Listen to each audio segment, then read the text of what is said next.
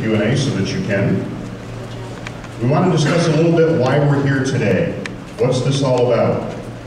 The county treasurer grabbed a bunch of property and they're going to sell it, they're going to make a whole bunch of money, and boy, what are they going to do with that money? Oftentimes people don't really have a good understanding of how the whole process works. So we're going to give you a real short, abridged version. There's something called the Delinquent Tax Revolving Fund. Every year, the county treasurer plays banker for everybody else. The cities, the villages, and the townships. Once a year, the county treasurer basically buys all of the delinquent tax accounts from everybody else. The reason they do that is pretty simple. You want your street plowed in the wintertime? If they don't have the money because Jones over here hasn't paid his taxes, that might not get done. So rather than all those units of government having to go out and find some place to scramble up that money or borrow it, the county treasurer basically buys it with his delinquent tax revolving fund. Once that's happened, our office, we're called Title Check. Some of you here probably got mail from us before. We do the foreclosure process working with the treasurer's office. And during the course of the year, we send notice to everybody that has an interest in that property. And if ultimately they don't pay, the property's foreclosed, and then it ends up here today. What we're doing today is we're taking this whole great big pile of property that we've got, and if you look in the right-hand column of your book, you're going to see a number there that says minimum bid. If you add all those minimum bids up, do we know what that number is today? You got that right at the top of your head? It's a lot of money. We're trying to sell the property for as much as we can today so that we can make that fund whole. I can tell you already that's not going to happen. Sometimes we get property that's pretty good stuff and it sells for a lot more than the minimum bid, and people think, boy, they made a whole bunch of money on that property. No, it just went into the pot with all the stuff that didn't sell to try to recoup the loss. So that's what we're doing here, that's why we're doing it. That's what the procedure is.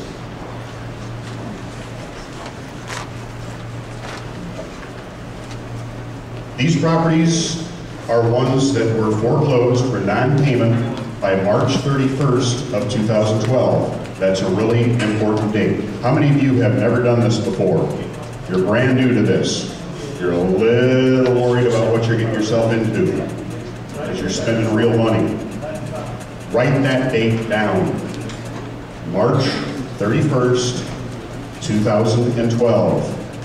It's the last day of March of this year. That is the effective date. We're going to just do it verbally. We'll just add it as we go. March 31st is the effective date of a decree, a judgment in circuit court. That judgment says that everybody that had a title interest prior to that date is history. They're gone. They have no right of redemption. They have no right of anything. That includes former owners. It includes land contract buyers, whether it was recorded or unrecorded. It includes mortgage holders. It includes lien holders. It includes state tax liens that were against the former owners. The Internal Revenue Service, because they write their own rules, has 120 days after March 31st to redeem the property if they want to redeem it, and then they can sell it. That expired as of the last day of July, so they're gone now too. So, you buy a property, you're over there fixing it up, somebody shows up and says, hey, I put that roof on that house 2 years ago for that guy, and he never paid me, you owe me $8,000. No, you don't. This happens all the time. We'll foreclose on a property that a bank had an interest in. The banks are a little slow to get the message sometimes. You send them 15 letters and certified letters and call them on the phone, and they'll lose the property in March of 2012, and sometime about October, an appraiser will come out to see what the property's worth so the bank can sell it. They're just not paying attention. It's like shooting messages into a black hole. So if anybody shows up, that's the date you need to keep in your mind, March 31st of 2012. If their interest was from before that date, the circuit court judge has already said, see ya. It's also an important date because your effective date for purposes of taxation is the next day, which is April the 1st. What did he just mean with all that gobbledygook? What I mean is you get the summer tax bill. Congratulations. You're buying property today by the legal description that's listed in the book. It's either going to be a lot number and a subdivision name that's in a platted lot, it's in a platted subdivision that you can look up online, or it's a measured description. That's what we're selling today. We do not sell by address. We don't sell by pictures. If you've seen pictures or maps or comments or descriptions, that's deemed reliable, but it's not guaranteed.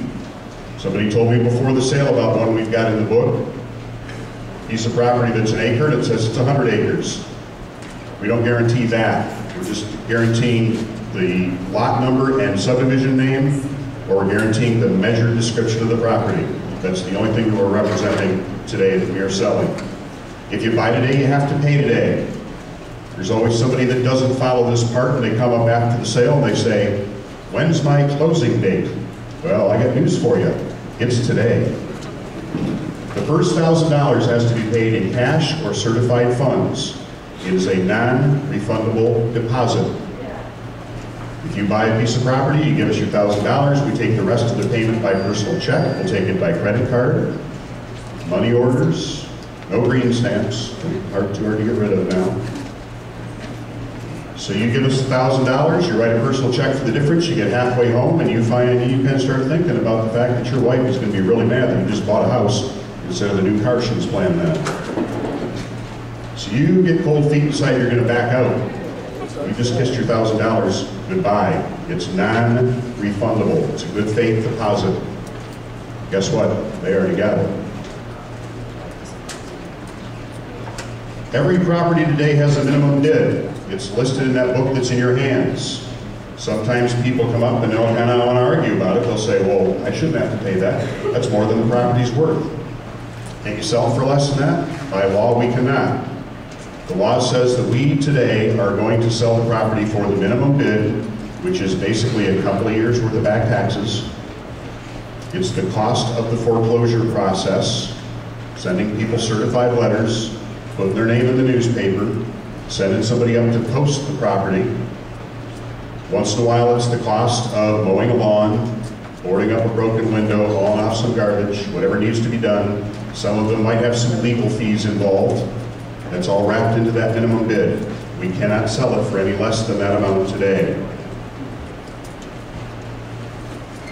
Property that is not sold today, and there's going to be a whole bunch of it, may, I'm going to use the word may, be reoffered at a second sale without a minimum bid. Sometimes people come to the first sale and they're not going to bid unless somebody else does. They're just there to watch. Their logic is they'll wait and see if anybody else bids, and if they don't, they think they'll come back to the second sale and pick it up for 50 bucks. Might work, might not.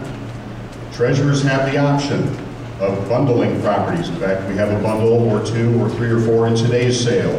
That means they can put them together and you have to buy all of them or none of them. When properties are bundled, they're allowed to attach conditions to that.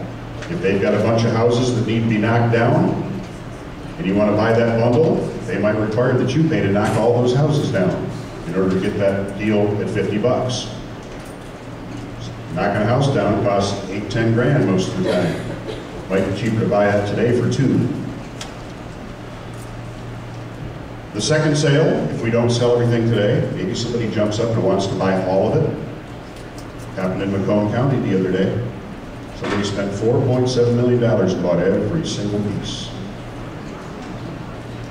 That was the first sale, I think. That was the first sale.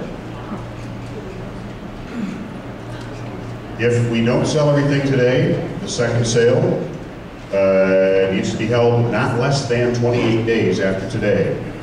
We've got a date only tentatively scheduled. It's not firm yet. When that date is firm, it'll be on the taxsale.info website. It'll be on the county's website as well. There is no guarantee that property will be at the second sale. After today, the cities, villages, and township, and the county have the option to still buy this property, to pick it up. They can disappear that way. It can be bundled. The land bank might buy it. There are a lot of places property can go. If there's something in the book and you really, really want it, and you think the price is just a little too high, I'd buy it. Bird in the hand is worth two in the bush. You have to pay for your purchases today within roughly an hour of the time the sale is closed. If you have to drive to Escanaba to borrow money from your grandmother to pay for the sale today, don't bid. We're not going to wait for you.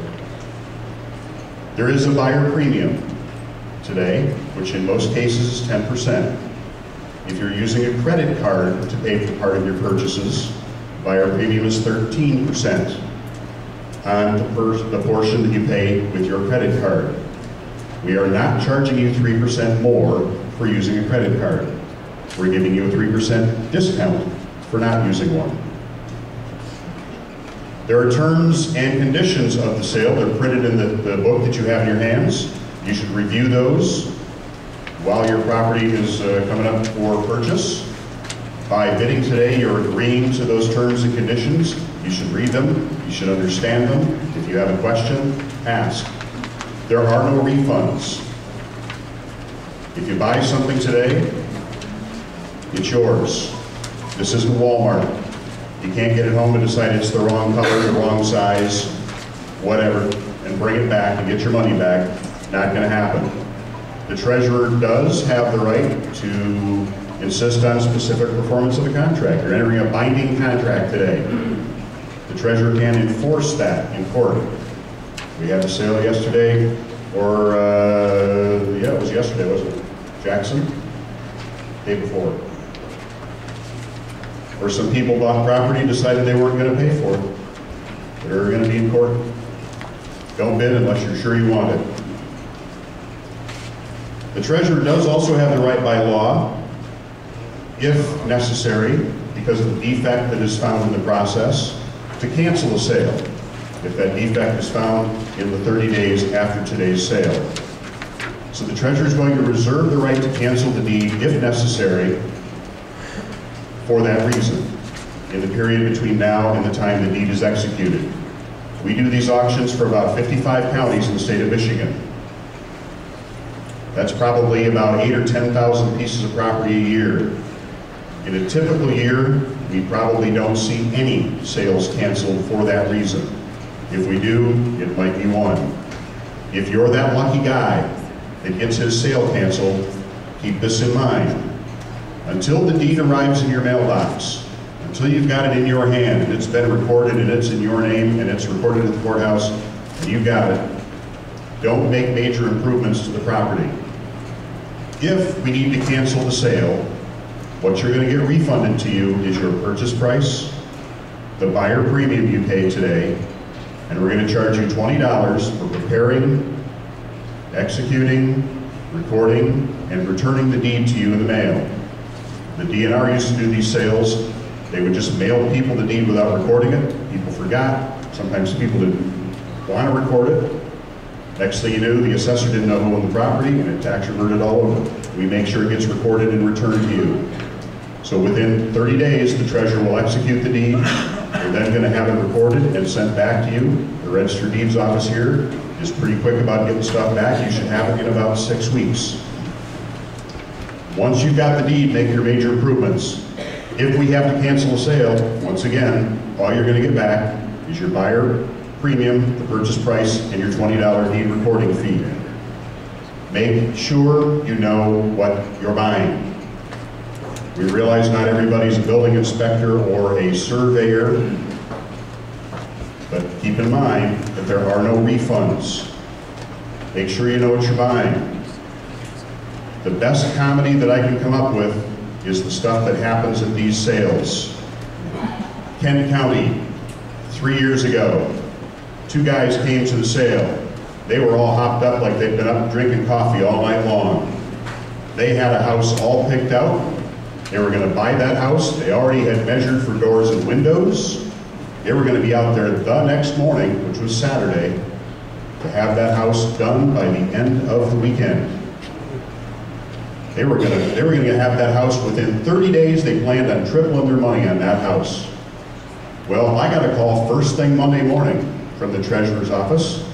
Those guys did exactly what they said they were going to do. They got out there bright and early on Saturday morning. They got the windows and doors pried out. They got the new ones in. They got the siding halfway on before they discovered they were working on the wrong house. You don't want to be that guy.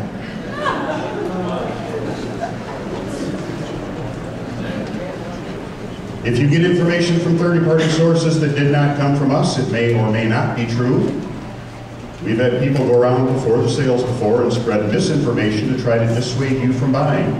My favorite situation that relates to one of those is we had a really nice piece of waterfront property up in Clare County. This is probably 6, 7 years ago. Beautiful waterfront property, nice lake. And before the sale, there were these two old guys. They were up there in years. They were at least 80. But boy, they were working the whole room to make sure that everybody there knew that property had poison snakes. Guess who the first bidder was? Those guys. So if you get information from a third party, take it with a grain of salt. Unknown defects are not a reason to have a sale canceled. There is no reason to have a sale canceled. You can't just come in and say, well, you know, I got into the house and found out that the plumbing was frozen.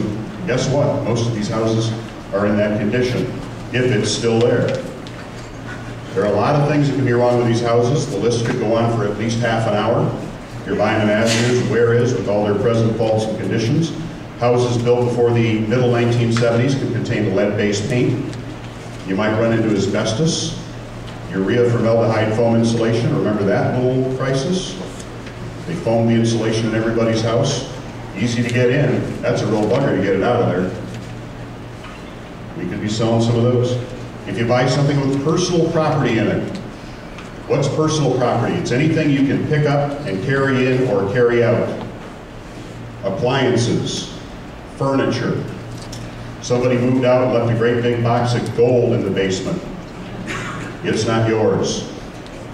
Most of what's in these properties we call garbage.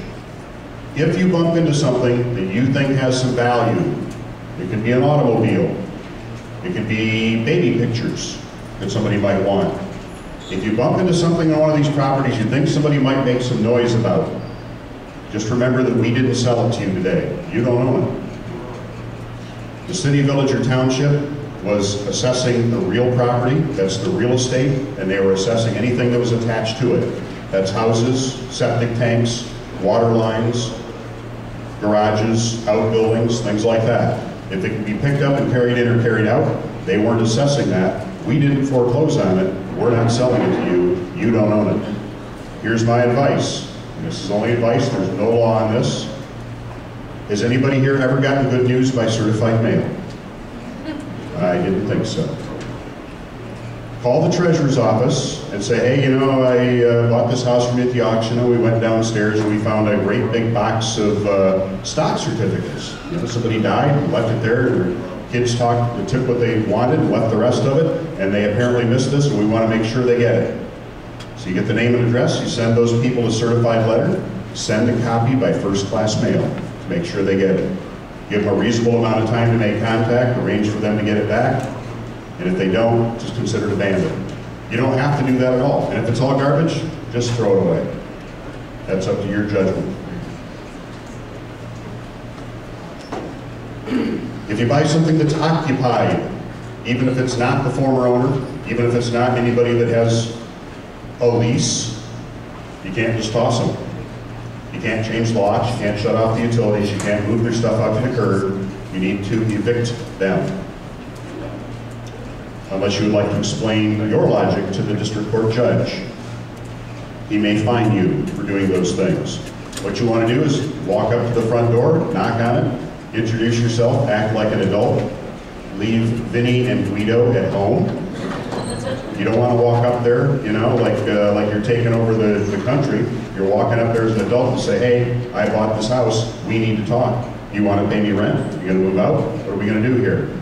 Be civil with them. People are normally, they know The people in that house, unless they've been living on Mars for the last week and just got back last night, they know, people have been looking in the windows, they know that house is for sale.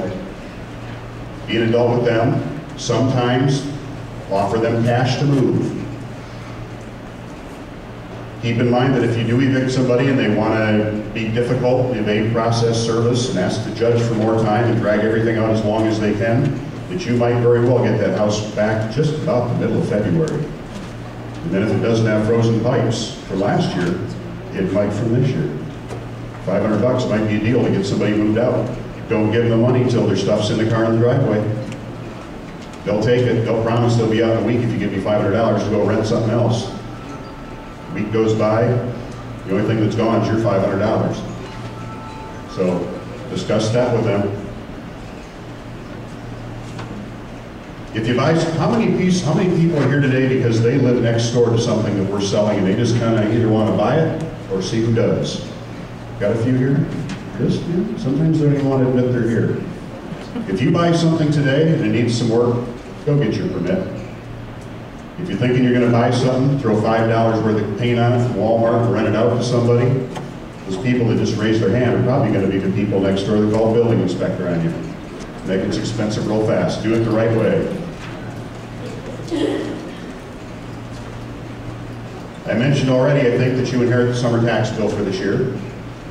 You inherit anything that came up after April the 1st. Normally, if there have been some lawn mowings or that sort of thing done, those amounts are usually included in the minimum bid today. If they're not, they're yours. Included in the comment I made earlier about March 31st, here's another one that's kind of important to you if you're buying something. If it's got a building on it. You call City Hall to get the water turned on, and there's an $8 million water bill because the last guy let the pipes freeze and it ran for 6 months and the crawl space before anybody shut it off. That's not your bill. They're going to try telling you that it is.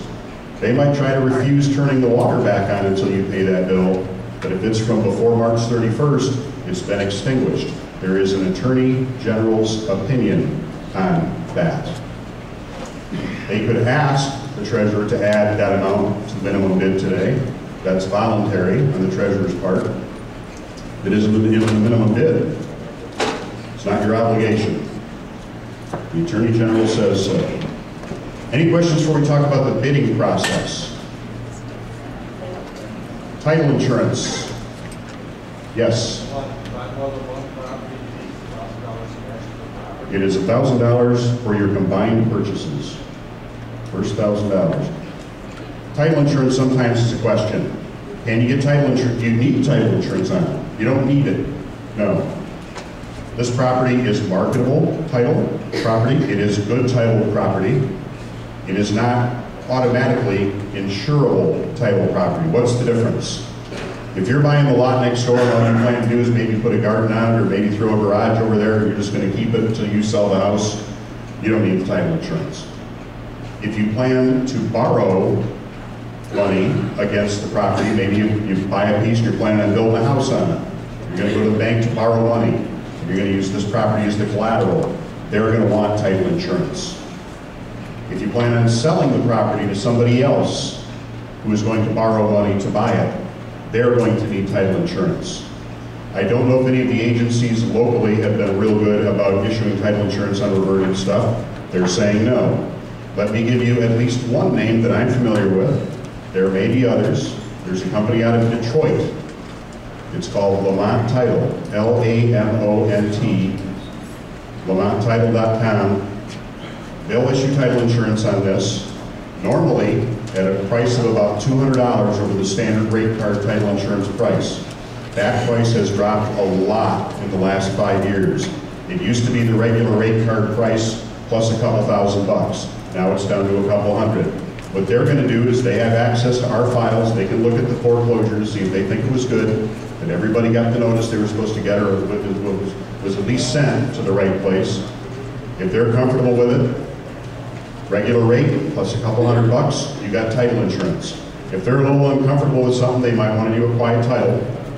And they'll give you a better price than that than you're going to get from most attorneys on the street because they do a lot of it. There are other title insurance companies that may offer title insurance on this stuff. There's a company in California that's called Tax Title Services, all one word, .com, Tax Title Services. They pretty much almost guarantee that they'll write title insurance on this, but they're going to charge you a premium of close to a couple $1,000s. But if there are hiccups in it, they'll write it. Keep this in mind also. If you want to go get title insurance, you're probably looking at 3 or 4 months. So if you're going to sell it next weekend and you want title insurance by Wednesday, not going to happen. The bidding process. We sell in bid increments. That means that the bid goes up at least a certain amount for each bid. In between $100 and $1,000, we go by $50 bid increments.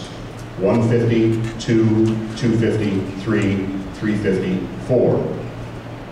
If we know a property's worth a whole bunch of money, I might ask if you want to jump the bid. And I'll usually phrase it as a question. Do you want to go to $5,000? We had a piece of Kalamazoo we sold a couple of weeks ago for $303,000 rather than go 50, 100, 150, 2, all the way to $303,000. I had them jumping in bid increments of $10,000. We had that property sold pretty quick. It's always your option to do it the slow way. Usually if I'm jumping the bid, it's because I got 6 buyers waving their card in the air, and there's enough interest that I think I can jump the bids. If you want to do $100 at a time, we'll be here till Friday. You have that right. Once we're over $1,000, the increment changes to $100, $1,100, $1,200, $1,300. Once we're over $10,000, we go by 250s. The people online bid in those increments. You have to bid in the same ones. So we don't do any dollar bids. If somebody on bid bids $10,500, the next bid is $10,750, not $10,501. Your bidder card is orange for a reason. It's the same reason deer hunters wear orange in the woods. It's so that it can be seen.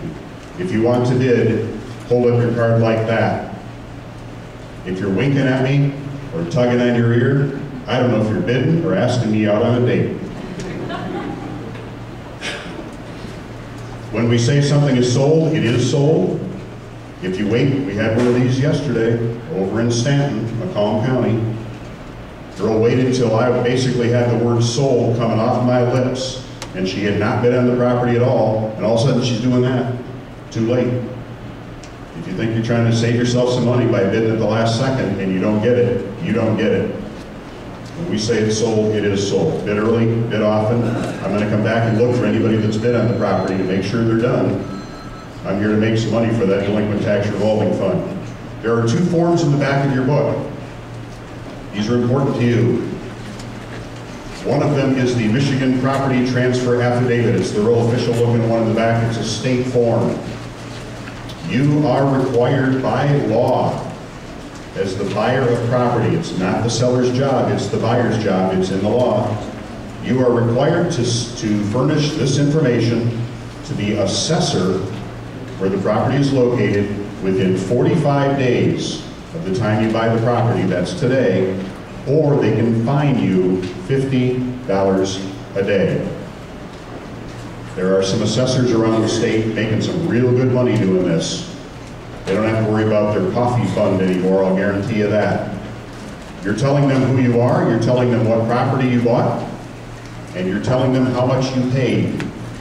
Normally, they're going to use that figure of how much you paid as a basis for your future assessment on the property. The form that you are going to send them today, they're going to use for make sure that you're on the tax roll and get the tax bills. But as far as the amount you paid today, it's completely irrelevant. This is considered a distress sale, not an arm's length transaction. Therefore, what you pay today doesn't matter in your future assessment. If you go to the board of review and say, I only paid $500 for it at the tax sale, they're going to say, so? Your neighbor's property and the one down the street sold for a lot more than that. That's what we're going to base your assessment on, and they have the right to do that. There's another form on the back end of that is your deed information. That is what's going to appear in your deed. How many of you have already given us that deed information online? A few of you. We're trying to get that. We're trying to get everybody to do that. It's going to make the checkout lines move a lot faster in the future. Basically, you're going to fill out that deed. You're going to tell us what names you want on the deed to that property. You should use the name that's on your driver's license. William J. Smith, not Billy Bob. If you put Billy Bob on that form, it's going to say Billy Bob on your deed, and when you go to sell that property, somebody at the closing office, the title insurance agency is going to look at you and go, "Who's Billy Bob?" "Well, I'm Billy Bob." "Well, prove it to me. Show me your driver's license." It says here you're William J. Smith, not Billy Bob. Make sure you use your full legal name. You can check out as soon as you win. You do not need to wait for the sale to be over to pay. If you need to leave, to go to the bank to get some money, tell them out there, "My bidder number is 111. I have to go to the ATM to get my $1,000. I'll be back in 15 minutes. If the sale's done and there's nobody here and we've got people that have not checked out, we're going to assume that you skipped out on paying. And we're going to send Tony over to your house." You don't want that to happen. If your cell phone rings during bidding, it is an automatic $50,000 bid on the piece we're selling at the time. If mine rings, it's because I don't know how to shut the darn thing off. I keep putting it on power off and it goes to sleep and then it starts beeping on me. But if you can, put it on silent or vibrate. If you need to have a conversation with somebody, Great Aunt Margie's corns are acting up again, blah, blah, blah, blah, blah, take it outside. We need to be able to hear it here. We do have online bidders today. People bidding online have given us a $1,000 credit card pre-authorization. There is not a button under my table that I step on to get somebody online to bid. I've had people look before. It's not my brother-in-law bidding. Sometimes we know who it is, most of the time we don't.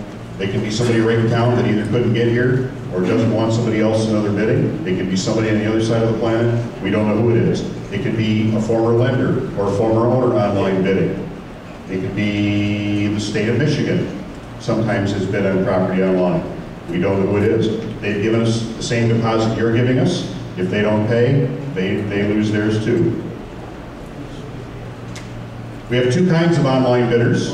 One place to bid in advance up to a certain amount. Our system bids for them in those minimum bid, those increments that we talked about earlier.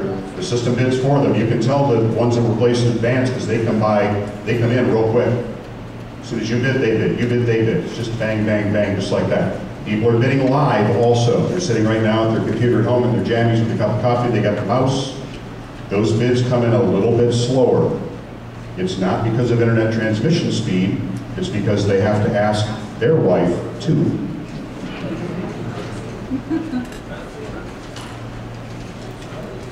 Anybody have any questions before we get going? If you registered, you should have gotten a sale book already. I can see you've got some of the forms. Oh, you want to go and get a book? We had a copy of the book out earlier to ask people what they wanted to bid on. We're going to sell those first. I'm going to ask you before I go by, we've got 4 pages in here that have nothing circled on them. As I go by stuff, I'm going to say, who wants to bid on anything that is not circled in the book? I'll tell you what the next one we have circled is. If there's something in between that nobody's circled and you want to bid on it, we'll open it up. If you want me to open stuff up just so you can look at the picture, we don't do that. The time to look at pictures was last night. We're here to sell property today. If we open something up, you should be prepared to bid on it.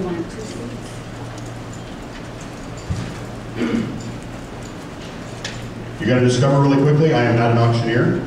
I do not do the yabba dabba doo. We used to use auctioneers, and we always had complaints that people did not know who was winning the bid, what the price was, or anything else, because they were talking in Yugoslavian or something. Here, can't keep up with that rattle sometimes. It's going to be real clear who has the bid, because I'm normally going to be pointing at you. It's not because I don't like you, it's because I want everybody in the room to know what's going on.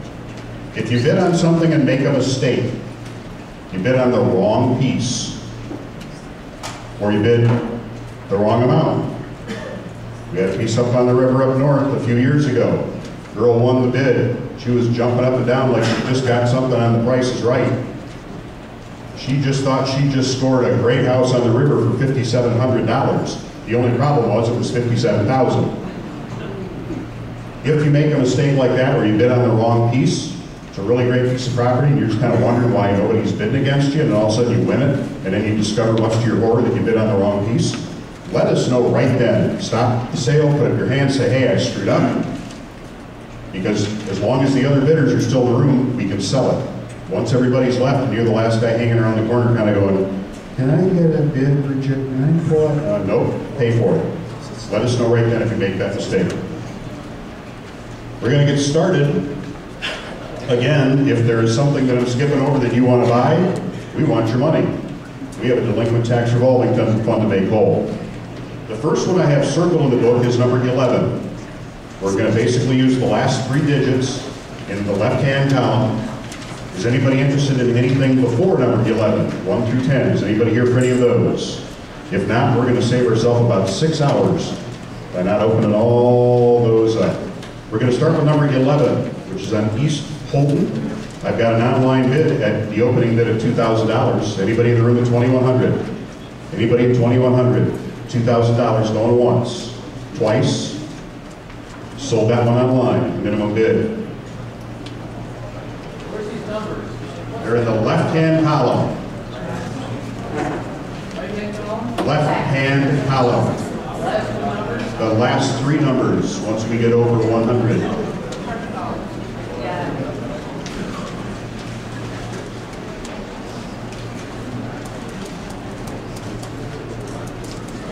Next I have number 12. Number 12 is on the Holton Duck Lake Road.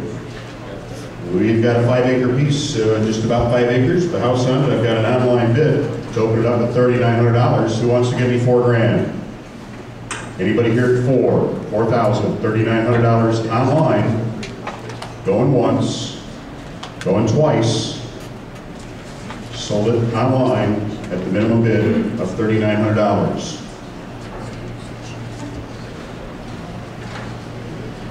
The next piece that somebody has circled in my book is number 16. Is anybody here for 14 before we go there? Then we're off to number 16 at the top of the next page. Todd Road in Whitehall. Almost 6 acres in size. My minimum bid is $3,700. Where's my bidder for that one? Somebody circled it in the book. $3,700 going once. Got it online. Anybody in the room at $3,800? Back there. Now I need 39. 38 in the room, going once, 30, now 39. What's that? 39. 39 online. Now I need 4,000 from the bidder in the room. 3,900 with an online bidder. Anybody at 4,000? 30. Now 4,000 in the room. 41. 4,200. 42. It's only money. 42, now 43. Now 44. I think he's done. 44 in the room now. Now I need 45 from the online bidder. Now 46. Says he's done. I'm at 4,500 with an online bidder. Anybody at 46? 45 going once. 45 going twice. Sold it online, $4,500. Number 16, 4,500 online. My backup bidder number is, sir, could I have your number? The backup bidder is 212. Let me tell you about the backup bidder rule. Let's say that somebody in the room buys a piece of property for $10,000. The other guy had bid $9,900. The guy that bid $10,000 is going out to his car to get his checkbook and he gets run over by a bus full of nuns. It could happen. We're going to call the backup bidder and say, we're going to offer you the property at 1 bid increment lower than the winning bid, which in that case would be $9,900. It's yes or no. It's not, well, I'll give you $4,000. No, it's yes or no, 1 bid increment below the winning bid if the winning bidder cannot or does not perform. So that's what that's all about.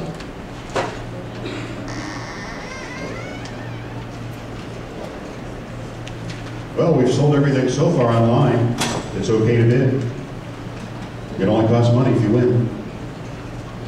Number 17 is next on Weber Road. I've got the $800 minimum bid online. Who wants to give me 9? 900, now 1,000. Or 950. 950? Now 1,000. I got 2 cards in the room. 1,100? 12. Anybody? 1,200, now 13. 14. 15. 16. 17. 1,800, now 19. 2,000. 21. So you can tell that was an advance bid by how fast they were going. I'm at 2,000 with the gentleman right there to the left of the aisle. Anybody at 2,100? 2,000 in the room, going once. 21 behind you now, 22. 23. 23. 22 just off the aisle, going once. Going twice. You bought it 2,200. Bidder number is 22 to number 212.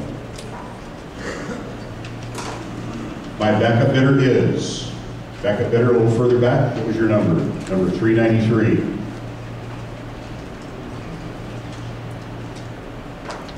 I did want to mention that we have bundled one group of properties, if anybody is here for it and needs to make some kind of preparations.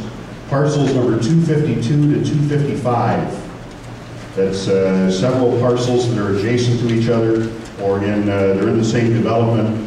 If you're here to buy those have been bundled, which means if you buy one, you have to buy them all. That also is allowed by the law. 252 to 255. And the minimum bid for that bundle is now $33,900. So if you need to make a couple phone calls, you've been so warned. Number 21. Is anybody here for 19 or 20? If not, we'll go by to number 21. 21 is on Dawson Road. $3,200 is my minimum bid. Right down here. Anybody 33? 32 down front, going once. 33, now 34. 3,500, 36. 35 back there. Anybody in the room at 36? 3,500 going once. Twice. You bought it 3,500, bidder 351. My backup bidder number down front is number 265.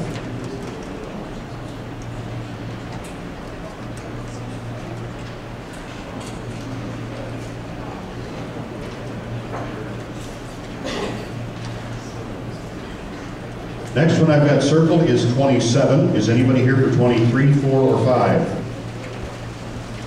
If not, we'll go by them. We are going to re-offer everything that people skip over in a second round. If you want to just kind of watch, you can come around after we go through the book one time. We're going to take a break, and then we'll come back and we'll go through it page by page, and anything that's not yet sold, we're going to let the people live online and let the people in the room pick over the leftovers. Number 27 is next on Blue Lake Road. I've got a $400 opening bid online. Who wants to give me 4.5? Anybody in the room at 450? $400 going once, twice. Sold it online, $400.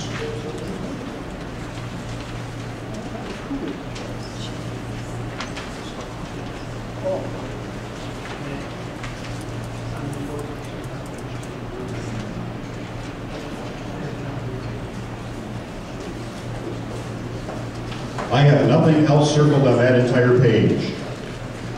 Is anybody else here for anything between 28 and 37? I'll give you a second or two to take a good look at those. We don't go backwards, by the way. Somebody in about 10 minutes is gonna go, can you go back 4 pages? No, we don't go backwards. If you aren't paying attention, you get to hang around until 4 or 5 o'clock. That's the penalty. Anything between 28 and 37. If not, we're going to go to the next page. The first one I have circled is 42. Is anybody here for 38 through 41? If not, then we're going to go down to number 42.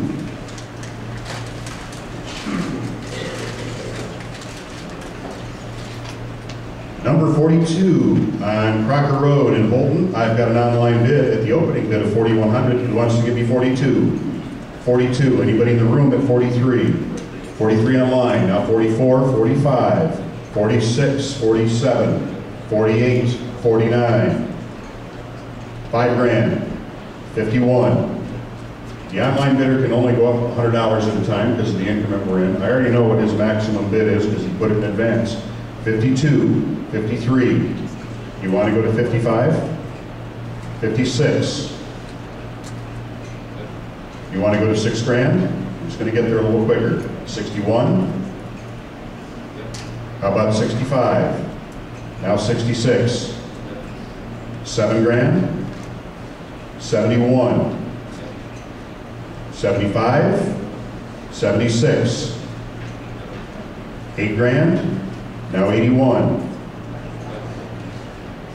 82, 83. I'm at 8,200 with the gentleman in the room on the aisle. Anybody at 83? $8,200 going once, twice. You bought it, 8,200, number 231.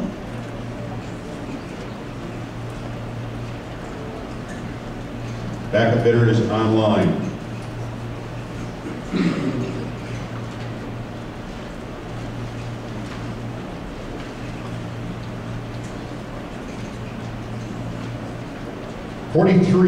Number 43, the next parcel we have circled in our book. Who wants to give me $9.50 to get that one started? Somebody circled it. 9.5, anybody at 9.5? Going once, twice. In the back of the room I've got it, now I need $1,000. Anybody at 1,000? 9.50 going once, 9.50 going twice. That one's yours. Bidder number is 393 at the minimum bid.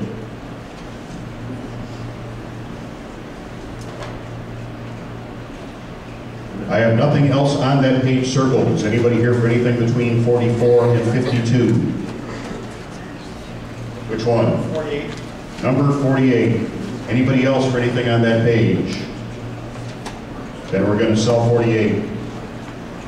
Number 48 is on Witham Drive. I need $5,100. I've got it right there. Anybody in the room at 52? You can make that into a drive-through something.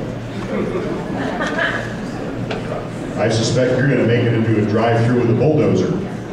51. Anybody at 52? Going once. I'm amazed people aren't standing up to compete with you for this. Going twice. It's all yours. $5,100. Bidder number is 358 at the minimum bid.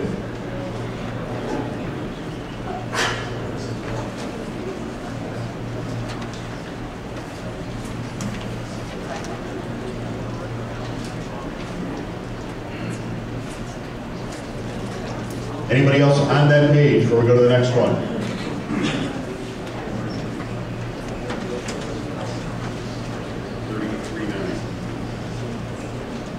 I have number 53 at the top of that page circle, so we'll sell that one next. Evanston Avenue.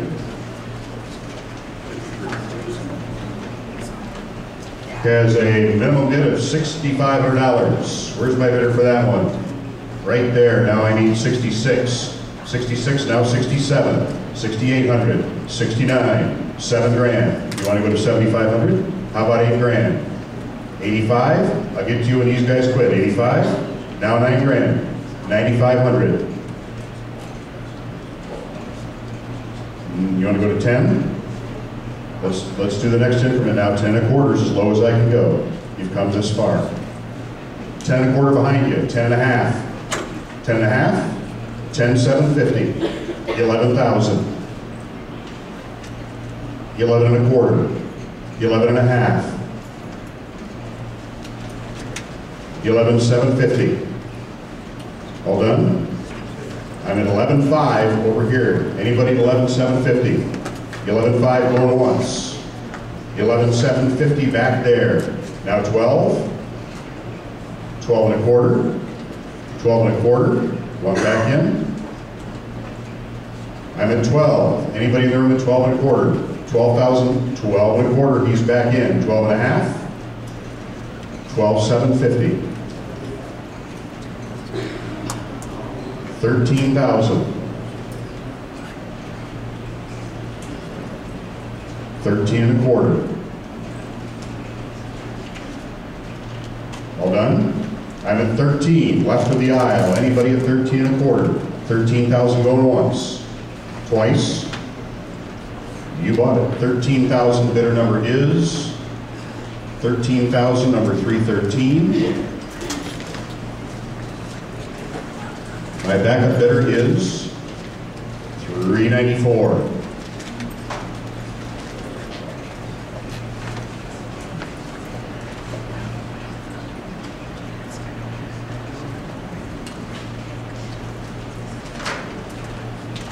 The next one I have circled is 59. Is anybody here for 55 through 58? If not, we're going to sell 50. Which one? 55? Let's go to number 55 on Ada Avenue. Was there another one? Which one? 55. Okay. Number 55. $5,000 is my opening bid. I've got it there. I'm going to give you 51, 52, 53, 54, 55. You want to go to 6 grand? We'll do it slowly if you don't. 6, 65. 7 grand. 75. 8,000. 76. We're going to slow it down to the increment. 77, 78, 79. Now 6. 6. Oh, excuse me. 78. 8. 8. 81. 82. I'm at 8,100 over to my right. Anybody in the room at 80? Now 82, new bidder. 83. 8,400. 85. 86. 87, 88, 89, 9,000, 91, 92, 9,100 to my right. Anybody at 92? 91 going once. 92, 93, 94,